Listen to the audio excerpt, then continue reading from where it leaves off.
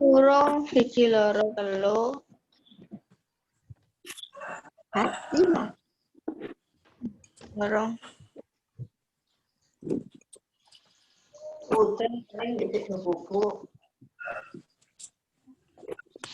Aduh. Arifa. Dalam.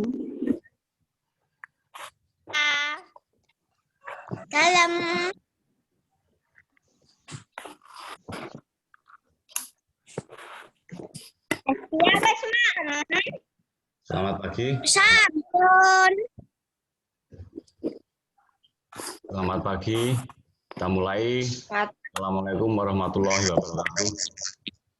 Waalaikumsalam warahmatullahi wabarakatuh. Oke. Sambil menunggu teman kalian, masih ada 3 orang lagi yang belum masuk. Kalian bisa nyanyi-nyanyi dulu. Silakan kalian bernyanyi mengikuti video yang Pak Guru bagikan ya. Videonya kita.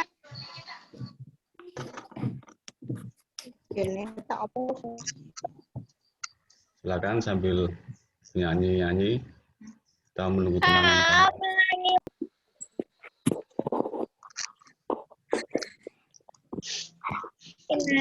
Anak-anak, segera kita mulai ya. Kelas ini segera kita mulai. Sambil kita menunggu ada teman kalian yang belum masuk, mudah-mudahan nanti segera menyusul. Kemungkinan hanya karena masalah sinyal saja. Anak-anak, marilah kita awali pembelajaran hari ini dengan berdoa dulu di tempat masing-masing. Ambil sikap sempurna, duduk yang baik. Kita membacakan doa kepada Tuhan, mudah-mudahan pembelajaran hari ini lancar, tidak ada kendala apapun, juga dapat menghasilkan manfaat yang baik untuk kita semua. Silakan di tempat duduk masing-masing, duduk yang baik, berdoa, kita mulai.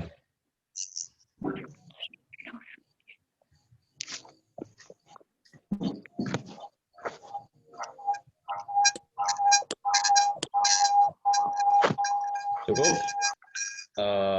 Anak-anak sekalian, perlu Pak Guru tahu, tadi semua sudah sempat sarapan belum? Sudah. Yang belum sempat sarapan, silakan sebutkan nama. Ada yang belum sempat sarapan? Silakan, kalau kalian memang belum sempat sarapan, kalau ada cemilan boleh sambil makan cemilan, tidak apa-apa, asalkan tetap perhatikan Pak Guru ya. Sambil makan cemilan tidak apa-apa, supaya perut tidak kosong. Anak-anakku, tadi kalian sudah ikut bernyanyi loh? Sudah ikut bernyanyi? Ya. Nah, ada Seru Pak Guru. Ada yang ikut nyanyi? Kok Sinta kelihatannya sedih, kenapa Mbak Sinta? Enggak apa-apa Pak Guru. Oh, nggak apa-apa. Cukup, kalau nggak apa-apa. Yang jelas kita jangan mengawali hari dengan kesedihan ya, nggak boleh sedih. Jadi Pak Guru sudah ngajak kalian nyanyi, maksudnya supaya kalian dapat mengawali hari dengan gembira seperti itu. Nah, anak-anakku, tadi kalian sudah nyanyi lagunya apa tadi? Pelangi. Pelangi. Nah, ceritanya ada pelangi itu bagaimana? Ceritanya ada pelangi itu bagaimana? Tahu tidak? Ada yang tahu? Tidak. Tidak ada yang tahu? Nah, sekarang saya ceritakan, Pak Guru ceritakan bagaimana kok bisa ada pelangi. Nah, pelangi itu tercipta karena adanya uap air di udara, yang kemudian di belakang uap air itu ada sinar dari matahari. Jadi syaratnya ada pelangi itu harus ada uap air dalam jumlah yang cukup di udara dan ada sinar matahari. Nah, sinar matahari yang dipancarkan itu dibenarkan oleh uap air itu sehingga bentuknya menjadi berwarna-warni, menjadi pelangi itu warnanya berwarna-warni karena itu sinar yang dibenarkan oleh uap air. Nah, kalian kemarin sudah belajar mengenai 3 wujud benda. Uap air termasuk benda apa wujudnya? Gas. Benda gas, oke, bagus. Uap air itu merupakan benda gas atau benda yang berwujud gas. Nah, hari ini nanti kita akan belajar mengenai benda padat dan juga mengenai penyelesaian masalah sehari-hari yang berkaitan dengan jarak.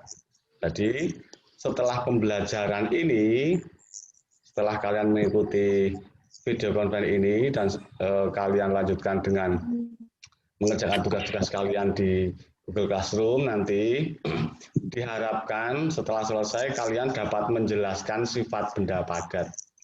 Ya, nanti kalian setelah selesai belajar hari ini harus bisa menjelaskan sifat benda padat. Berikutnya,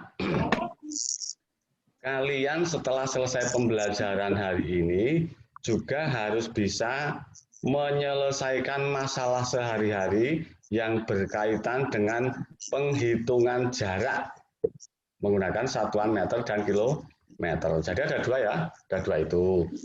Yang pertama nanti kalian harus bisa menjelaskan sifat benda padat. Yang kedua, kalian harus bisa menyelesaikan masalah sehari-hari yang berkaitan dengan jarak menggunakan satuan meter dan kilometer. Meter. Dan kilometer. Oke, kita lihat bukunya. Silakan kalian juga buka atau kalian bisa memperhatikan di layar kalian. Kalian buka halaman 81.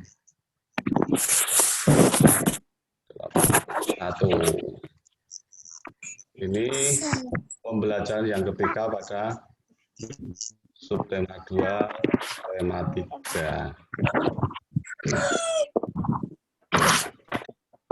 Sudah ya, siap semua ya?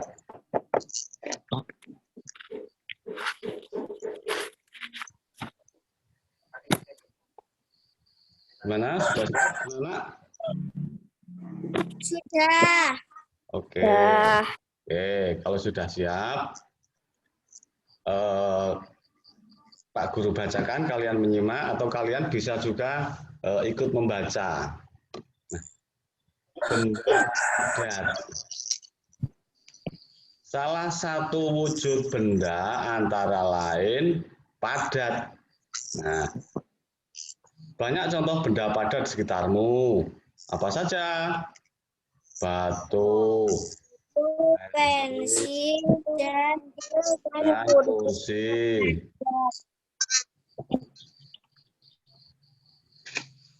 Batu, pensil, dan kursi.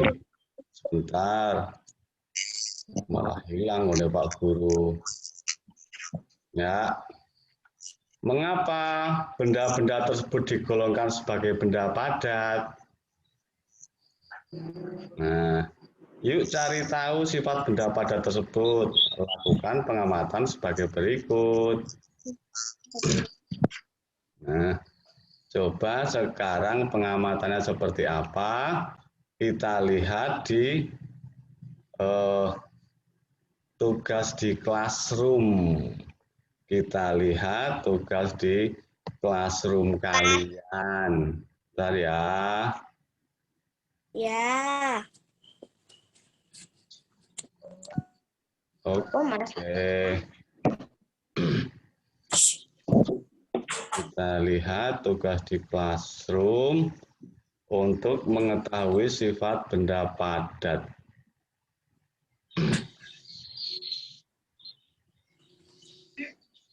Nah,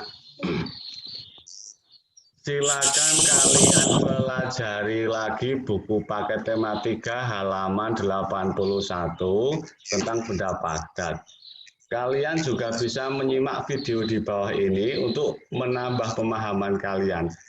Kemudian siapkan benda-benda berikut ini di depan kalian. Jadi kalian diminta menyiapkan benda-benda di bawah ini. bendanya adalah pensil, pulpen, dan penghapus. Coba kalian siapkan. Sudah ada, Pak. Sudah ada? Sudah ada. Oh, sip. Sudah ada. Nah, semua sudah menyiapkan ya? Pensil, pulpen, penghapus. Nah, amati benda-benda tersebut dengan seksama. Ketika benda tersebut merupakan benda padat yang menurut hasil pengamatan kalian, apa sifat yang dimiliki benda padat? Tentukan hasil pengamatan, tuliskan hasil pengamatanmu di kolom komentar tugas. Coba kalian amati benda itu. Benda itu tentu mempunyai sifat benda padat ya. Nah, Tidak berubah-ubah. apa? Tidak berubah-ubah, Pak Guru. Tidak berubah-ubah. Bentuknya tetap. Bentuknya tetap. Memiliki daya tarik molekul kuat. Memiliki daya tarik molekul kuat ya. Kemarin kalian sudah melihat, sudah menyaksikan video dari Pak Guru ya, yang mengenai apa? Sifat-sifat benda ya. Nah, kalian sekarang sudah bisa memperkirakan sifat benda padat adalah apa tadi?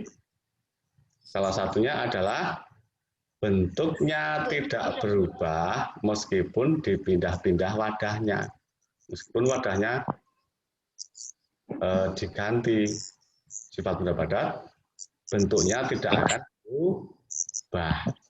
Nah, nanti kalian saksikan ya video dari Pak Guru tadi ya, yang di Google Classroom ya. Ya. Oke. Nah, kalian sudah memperkirakan, tadi kalian menyiapkan benda-benda berupa pensil, pulpen, dan penghapus, itu adalah benda padat, dan kalian sudah bisa memperkirakan apa sifat benda padat. Nah, kemudian kita lihat lagi bukunya.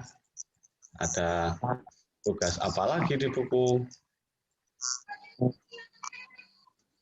Nah, ada tugas, lakukan secara berkelompok, kumpulkan benda-benda padat di sekitar sekolahmu. Karena ini di rumah, ya kalian benda-benda yang di rumah saja, dan di sekolah. Nah, kita lihat di classroom ya, kita lihat di classroom. Ini tugas berikutnya. Ya. Tugas berikutnya kita lihat di classroom tugas 2. Kita lihat di classroom tugas 2. Nah, tugas 2. Kegiatan kalian nanti adalah ini. Sekarang kita akan melakukan percobaan untuk mengetahui sifat khusus dari benda padat. Nah, alat dan bahannya tadi yang sudah kamu siapkan ya, pensil, pulpen, penghapus, kemudian siapkan baskom, plastik kresek, dan ember. Nah, nanti kalian siapkan. Nah, langkah percobaannya, masukkan pensil ke dalam baskom, pensil masukkan ke dalam baskom. Kemudian pindahkan pensil ke dalam plastik kresek, diambil dari baskom, dipindahkan ke plastik kresek. Berikutnya pindahkan lagi ke dalam ember kecil, dari pensilnya dari plastik kresek dipindah ke ember kecil. Nah, amati bentuk pensil jika dimasukkan ke tiap wadah yang berbeda. Amati. Nah, terus ulangi langkah 1 dan 2 untuk pulpen dan penghapus. Jadi pulpen dan penghapus juga dimasukkan ke 3 wadah itu tadi, dipindah-pindah. Masing-masing benda dimasukkan ke dalam baskom, plastik kresek, dan ember kecil secara bergantian. Nah, kemudian ada pertanyaan dan kesimpulan yang harus kalian jawab di kolom komentar nanti. Siapa ya yang main-main ya? Nah, pertanyaannya, apakah bentuk benda padat itu berubah saat dimasukkan ke dalam wadah yang berbeda? Nah, itu nanti harus dijawab di kolom komentar Classroom. Nanti jawabnya di kolom komentar saja. Terus kalian juga harus menyampaikan kesimpulan percobaan. Ya, apa kesimpulan percobaanmu dari tadi? Tadi yang kalian pindah-pindah. Tadi. Jelas kan? Jelas kan nanti tugasnya? Tuh. Itu tugas kalian. Hari ini tidak terlalu banyak materi. Ini tugas yang tadi lembar kerja sudah Bapak sampaikan di Classroom. Nah, sebetulnya kalau membuat tabel hasil pengamatan seperti ini, tapi untuk menyingkat waktu mungkin ini boleh kalian buat di buku dan boleh juga tidak dibuat apa. Nah, terus kamu telah melakukan percobaan, hasil percobaanmu telah diperoleh. Dapatkah kamu menyimpulkan sifat benda padat? Nah, tulis kesimpulannya ya di kolom komentar nanti di Classroom. Itu ada pertanyaan satu dan ada kalian diminta menuliskan kesimpulan satu. Jadi tugas kalian dari percobaan tadi dua. Yang pertama adalah menjawab pertanyaan, yang kedua adalah menuliskan kesimpulan. Apa hasil pengamatanmu sama dengan hasil percobaanmu? Kira-kira sama tidak? Hasil pengamatanmu tadi benda padat, tidak berubah bentuk meskipun dipindah wadahnya. Nah, kira-kira hasil percobaannya nanti sama tidak?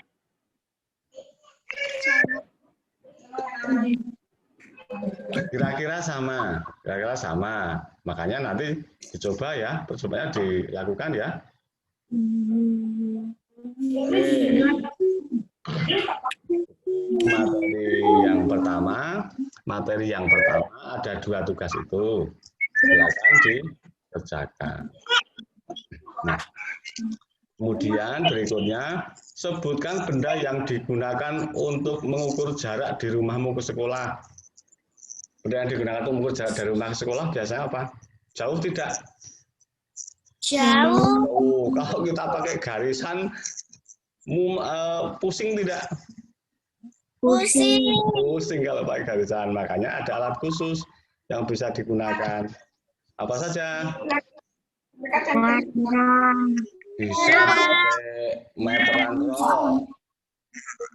Bisa pakai meteran roll.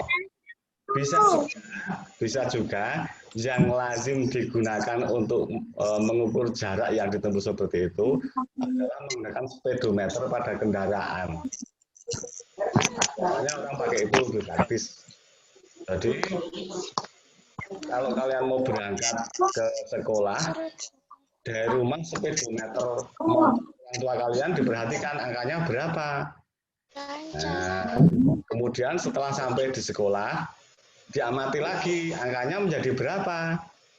Kemudian angka yang tertera saat kendaraan sampai di sekolah itu dikurangi dengan angka yang tertera saat kalian masih berada di rumah. Nah, itu akan jarak oleh kalian dari rumah ke sekolah. Biasanya seperti ini yang cukup praktis. Nah, berapakah jarak yang ditempuh dari rumahmu ke sekolah? Kamu dapat bertanya kepada orang tuamu. Berapa jarak dari rumah ke sekolah? Misalnya kalau Eva paling sekitar 1 kilometer. Eva, Lili, ya situ sekitar 1 kilometer. Kemudian yang lain bisa menanyakan ke orang tua, berapa jaraknya dari rumah ke sekolah? Lanjut ya. Rumah Dayu berjarak 6 km dari sekolah. Wah, jauh sekali ya. Jarak dari sekolah ke pasar 7 km. Berapa jarak yang ditempuh Dayu dari rumah ke pasar? Nah, ini Pak Guru potong dulu ya. Pak Guru potong dulu. Bentar, kalian tunggu.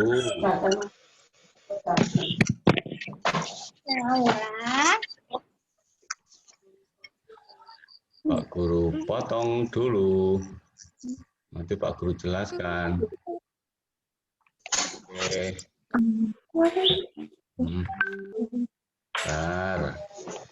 Sebentar.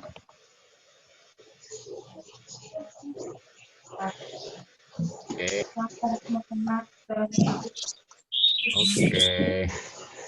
Ini jarak dari rumah siapa tadi? Dayu ke sekolah.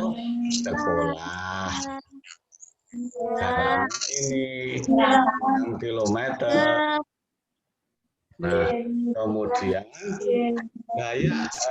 jarak rumah Dayu dari sekolah ke pasar itu adalah 7 kilometer.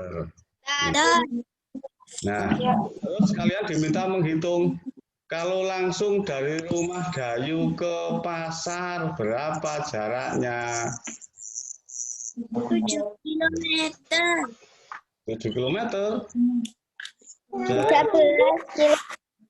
Dari rumah Dayu ke sekolah. Nah, kita tinggal menjumlahkan jarak ini ditambah jarak ini. Nah, kita tinggal menjumlahkan jarak dari rumah Dayu ke sekolah ditambah dengan jarak dari rumah ke pasar. Nah, tinggal jumlahkan saja. Jarak dari rumah Dayu ke sekolah berapa? 6 km. Ini 6 km.